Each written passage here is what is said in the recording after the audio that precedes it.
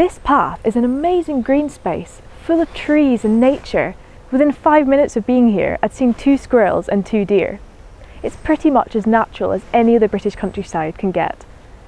But in the year 2000, the Countryside and Rights of Way Act was passed, meaning that paths such as this one, missing from definitive maps, were at risk of being lost forever.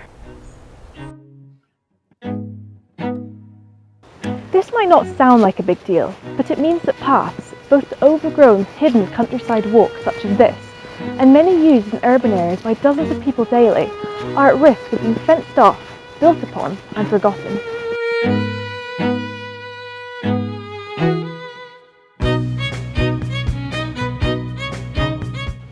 So whether you're a rambler, jogger, dog walker, cyclist, adventurer, horse rider, history buff, nature enthusiast, orienteer or geocacher, this concerns you and your interests. And it's more than that. The history of the country and our knowledge of the people who quite literally paved the way is at risk of being lost. Luckily, the Ramblers launched the Don't Lose Your Way campaign, a citizen science project with the sole purpose of mapping England and Wales' lost paths, so that many of these thousands of paths can be secured in the future.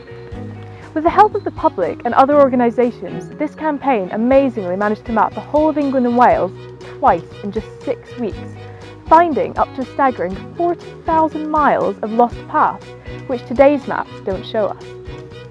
Paths like this, which are not on the map, are so much more than just trodden earth.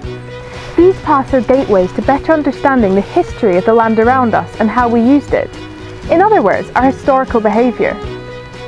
These paths are routes to nature and new places to discover, connections from one town or village to the next.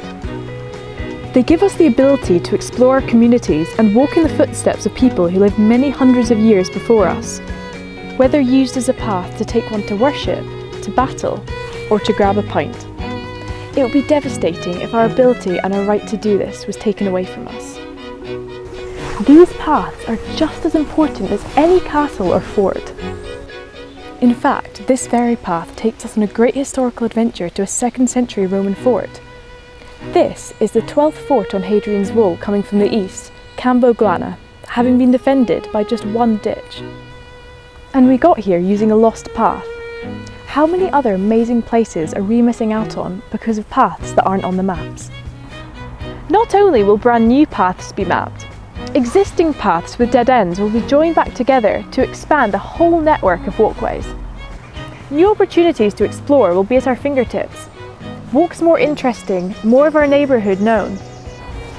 This map, and all maps of England and Wales, will be fuller and richer, as will our knowledge of the world around us and our ability to be part of it.